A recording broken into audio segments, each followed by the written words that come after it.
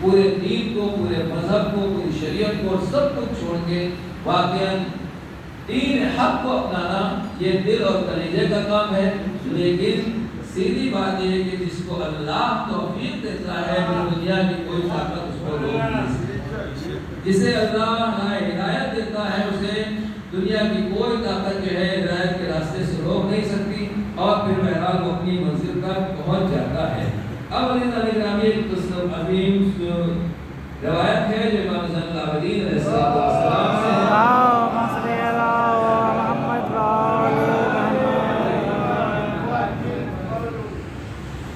بہت لمبی روایت ہے، جسے چند جملے آپ کو سنا رہا ہوں۔ امام نے فرمایا کہ جو اپنے مومن کی کوئی حاجت پوری کرتا ہے تو اس نے گویا اللہ کی حاجت کو پورا کیا ہے، اور اللہ اس کے لیے 100 حاجتیں اور 100 دعائیں پوری کرتا ہے۔ جو کسی مومن کی ایک حاجت کو پورا کرتا ہے، کسی ایک مومن کا ایک کام کرتا ہے، لوگوں کے بچوں کی زبان میں کہوں کہ اگر کوئی کسی مومن کا کوئی کام کر دے تو اللہ اس کے 100 کام کرتا ہے۔ ان میں سے پہلا کام جو ہے وہ یہ ہے، ان میں سے ایک کام یہ ہے کہ اللہ اسے جنت عطا کرے، مومن کا کام کرے۔ اس کے بعد ارشاد ہے کہ اگر کوئی کسی مومن کو کسی مصیبت سے نجات دیتا ہے تو پھر روز قیامت جتنی بڑی بلا و مصیبت میں وہ انسان گرفتار رہے گا، اللہ اسے اس بلا و مصیبت سے نجات دے گا۔ اگر کسی ظالم کے مقابلے میں کسی مومن کی کوئی مدد کرتا ہے تو پروردگار اسے صراط مستقیم سے گزار دے گا، اس کے قدم جو ہے نہیں بھٹکائیں گے، اگر قدم پھسلنے ہوں گے تو اللہ اس کو سہارا دے گا۔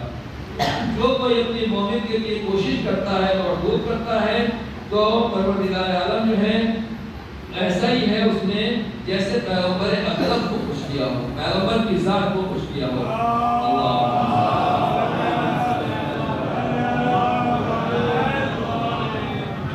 کوئی اگر اپنے مومن بھائی مسلمان بھائی کو پانی پلا رہا ہے تو پروردگار روز قیامت مہر لگے ہوئے شربت اور شراب جنت سے اسے سیراب فرمائے گا۔ اسی طریقے سے جو کسی مومن کو کھانا کھلاتا ہے پروردگار عالم سے جنت کے کھانا کھلاتا ہے۔ جو کوئی مومن کو لباس پہناتا ہے پروردگار اس کے کو حریر اور دیبا کے لباس کو جنت میں اس دنیا میں پہنائے گا۔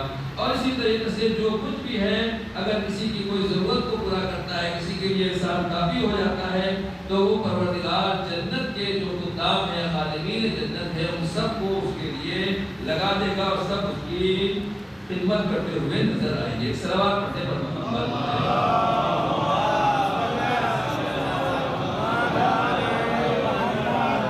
روایت کہتی ہے کہ روز جمعرات کے دن زوال شب سے لے کر جمعے کے سورج ڈوبنے سورج کے زوال تک، یعنی جمعرات کے زوال سے جمعے کے زوال تک جو آدمی مرتا ہے اسے اللہ فشار قبر سے بچا لیتا ہے اور وہ فشار قبر سے محفوظ رہ جاتا ہے۔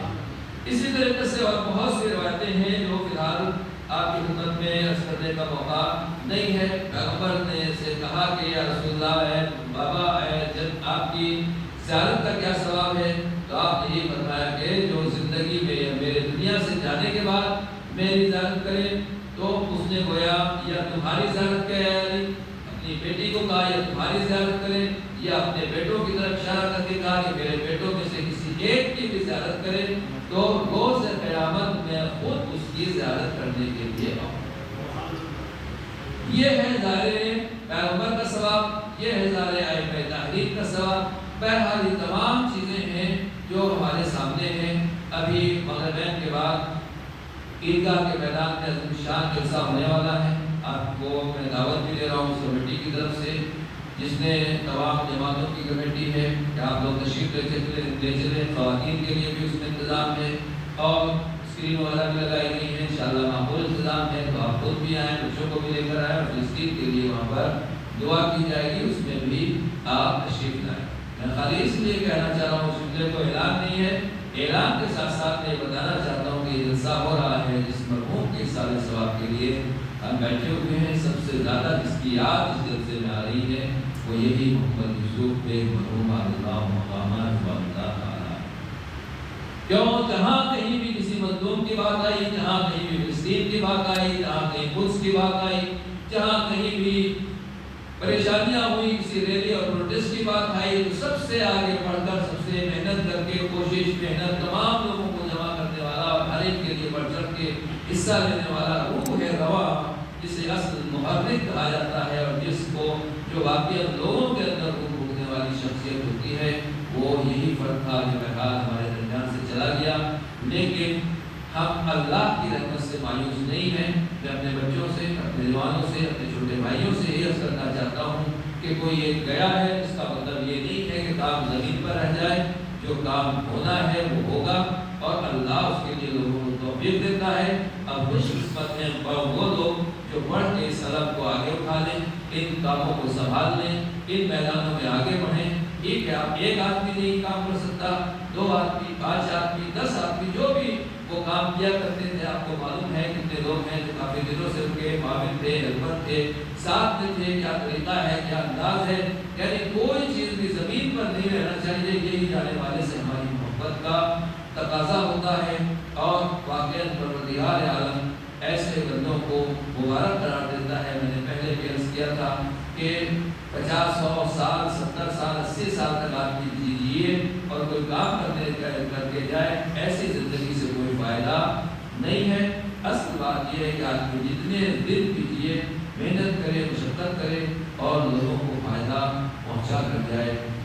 سلام ہو کربلا کے ان شہیدوں کے اوپر جو معمولی سے معمولی تھوڑی تھوڑی زندگیاں اس دنیا سے لے کر گئے، لیکن لوگوں کے لیے بابرکت رہے، دنیا کو زندگی عطا کر کے گئے، دنیا میں روح پھونک کر گئے، اور دنیا کو واقعاً رہتی دنیا تک کے لیے درس دے گئے، ایک نظام دے کر گئے۔